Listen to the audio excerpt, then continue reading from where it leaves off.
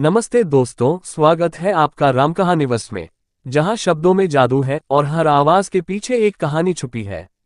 आज हम आपको सुनाएंगे एक ऐसी रूहानी प्रेम कहानी जो चांदनी की रोशनी में जन्मी थी और अंधेरों से लिपटी थी। तो चलिए इस जादुई सफर की शुरुआत करते हैं।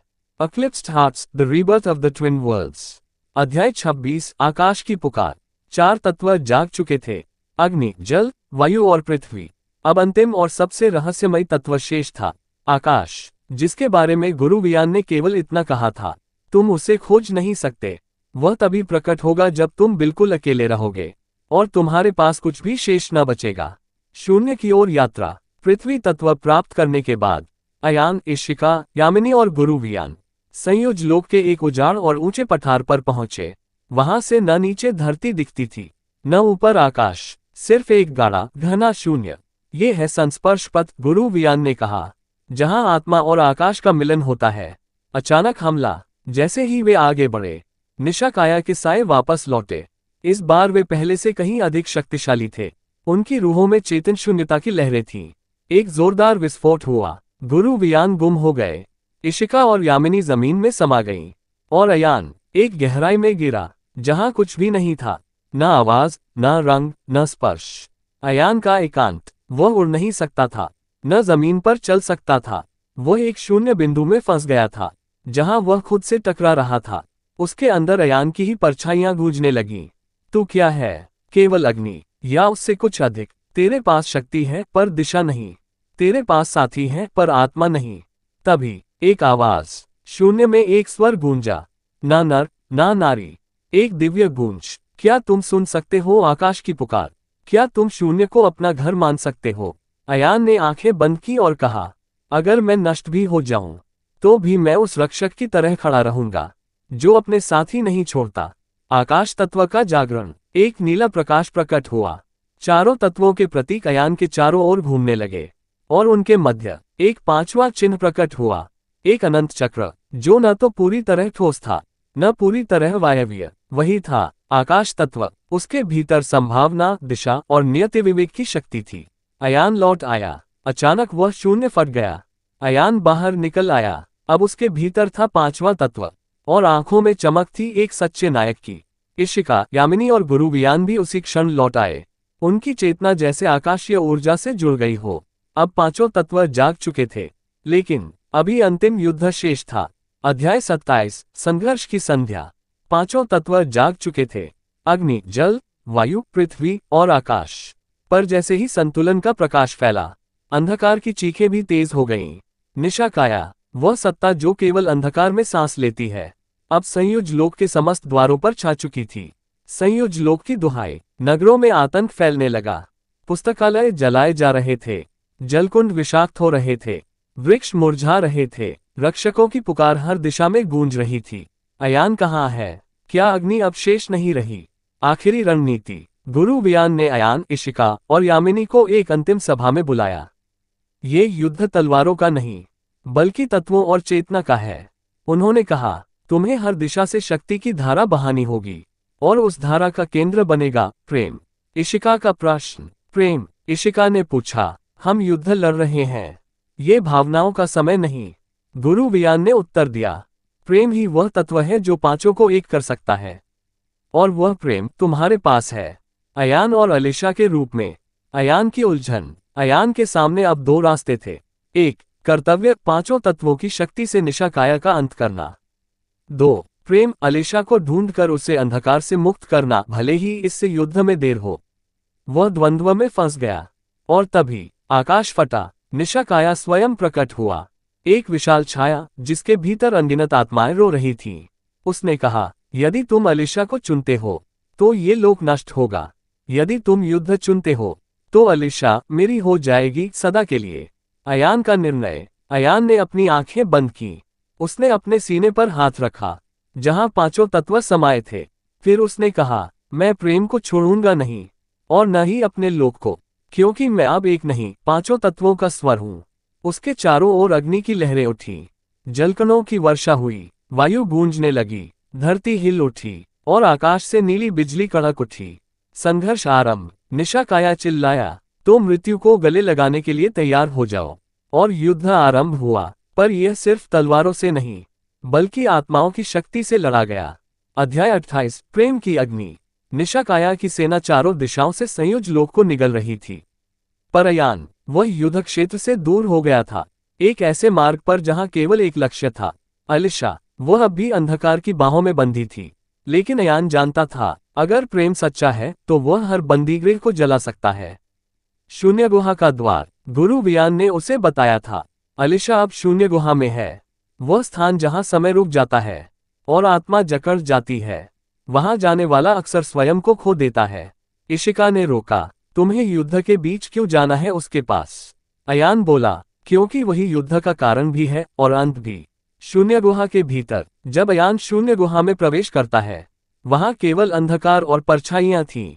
हर परछाई वही रूप धर रही थी, अलिशा। वह उसे पुकारती, फिर दूर हो जाती, हर बार एक झूठी आशा छोड़ जाती। पर अयान रुका नहीं। अलिशा की असली कैद। अंत में वह पहुंचा एक बंद खंडहर में, जहां अलिशा एक काले कमल से जकड़ी हुई थी। उसके चारों ओर घनी स्मृतियां थीं, उसके बचपन की, राजनीति की, और उन रातों की जब वह अयान से मिली थी। उसने आंखें खोली और कहा, अयान, भाग जाओ, मेरा हृदय अब मेरा नहीं रहा। प्रेम की अग्नि का जलना। अयान उसके पास गया, उसके हाथ थामे और कहा, मुझे तुम्हारा हृदय नहीं चाहिए, बस तुम्हारी आत्मा की सच्चाई चाहिए। उसने अपने सीने की अग्नि शक्ति जागृत की और उसे अलिशा की हथेली में रख दी। कमल जलने लगा, स्मृतियां चीखने लगीं, अंधकार कांप उठा, और तभी अलिशा की आंखों से एक आंसू गिरा। अलिशा का जागरण, वह काला कमल राख हो गया। अलिशा का हृदय फिर धड़कने लगा। मैं वापस आ गई, उसने धीरे से कहा। अयान मुस्कुराया, नहीं, अब तुम पहले से अधिक तेजस्वी हो। एक रहस्य उजागर। अलिशा ने कुछ याद किया। अयान, निशाकाया को हराने के लिए केवल 5 तत्व नहीं, 6ठा तत्व चाहिए। कौन सा? प्रेम। प्रेम इक्वल्स 6ठा तत्व। अयान ने 5 तत्वों की शक्ति को एकत्र किया, और जब अलिशा ने उसे स्पर्श किया, उनके हृदयों से एक स्वर्णिम प्रकाश फूटा, जो न अग्नि था, न जल, न वायु, बल्कि जीवित चेतना। निशाकाया की सेना की चीखें दूर से गूंजने लगीं, क्योंकि उन्हें वही डर था जिससे वे भागते थे। प्रेम। अध्याय 29 प्रकाश का वंश।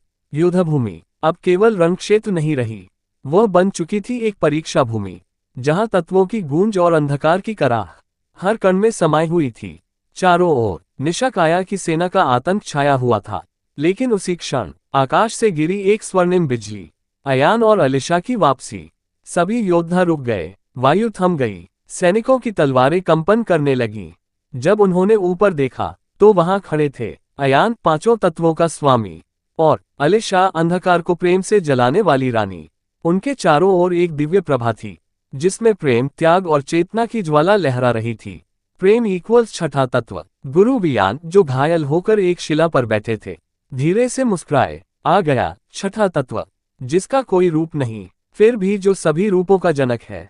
प्रेम ही असली अस्त्र है, युद्ध का नया रूप। अयान ने जब अपनी हथेली उठाई, तो अग्नि नहीं निकली, बल्कि एक स्वर्णिम धारा जो हर दिशा में फैली। उस धारा को जिसने भी छुआ, वह अंधकार के प्रभाव से मुक्त हो गया। निशाकाया की सेना में कुछ सैनिक रोने लगे, क्योंकि उनकी आत्माएं लौट आईं। निशाकाया की पीड़ा। काले आकाश में एक चीत्कार गूंजी, यह क्या है? यह आग नहीं, यह तो स्मृति है, जो मेरी सत्ता को निगल रही है। निशाकाया की परछाइयां पिघलने लगीं। वह चिल्लाया, मैं भय हूं, मैं मृत्यु हूं, मुझे कोई नहीं मिटा सकता। अयान का उत्तर। अयान आगे बढ़ा और कहा, तू भय है, पर मैं विश्वास हूं। तू अंधकार है, पर मैं वह दीप हूं जिसे प्रेम ने जलाया है। उसने अलिशा का हाथ थामा, और दोनों ने अपनी ऊर्जा को एक किया। प्रकाश का वंश। उनकी संयुक्त शक्ति से एक तेज प्रकाश निकला, जो न केवल निशाकाया को मिटा रहा था, बल्कि संयुज लोक के हर कोने में एक नया बीज बो रहा था। उस बीज से उगा था प्रकाश का वंश। हर बच्चा, हर रक्षक, हर जीव अब उस प्रेम की ज्वाला में संलग्न था, जो अयान और अलिशा के मिलन से उत्पन्न हुई थी। निशाकाया का अंत। अंत में निशाकाया ने धीमे स्वर में कहा, तुमने मुझे हराया नहीं, तुमने मुझे मोक्ष दिया। और वह स्वर्ण प्रकाश में विलीन हो गया। अध्याय 30 नई सुबह, नया लोक। रात्रि गई, और पहली बार वर्षों बाद संयुज लोक ने सूर्योदय देखा। पर यह कोई साधारण सूरज नहीं था, यह वह प्रकाश था जो प्रेम, बलिदान और चेतना से जला था। हर दिशा में स्वर्णिम किरणें फैल रही थीं। हवा में फूलों की खुशबू थी। जल के भीतर भी प्रकाश लहरें भर रहा था। धरती की छाती पर हरियाली लौटने लगी थी। संधि का स्वर, अयान और अलीशा अब नायक और रानी नहीं, बल्कि संयुज लोक के दो हृदय बन चुके थे। उन्होंने पांचों तत्वों के प्रतिनिधियों को बुलाया। गुरु वियान, जो अब भी चुपचाप मुस्कुरा रहे थे, बोले, आज से कोई सत्ता बड़ी नहीं होगी, केवल संतुलन ही राज करेगा। अलीशा ने एक शिलालेख पर अपना रक्त रखा और उसमें लिखा गया, जहां प्रेम है वहीं शक्ति है, जहां शक्ति है वहीं शांति है। नवयुग का आरंभ। नगरों में उत्सव शुरू हुए। हर बच्चे को एक दीपक दिया गया, जो प्रेम के तत्व से प्रज्वलित था। इस परंपरा का नाम रखा गया प्रकाशोत्सव। इस दिन को हर वर्ष उस दिन मनाया जाएगा जब निशा काया मिटा था और प्रेम ने विजय पाई थी। अयान और अलीशा की बातचीत।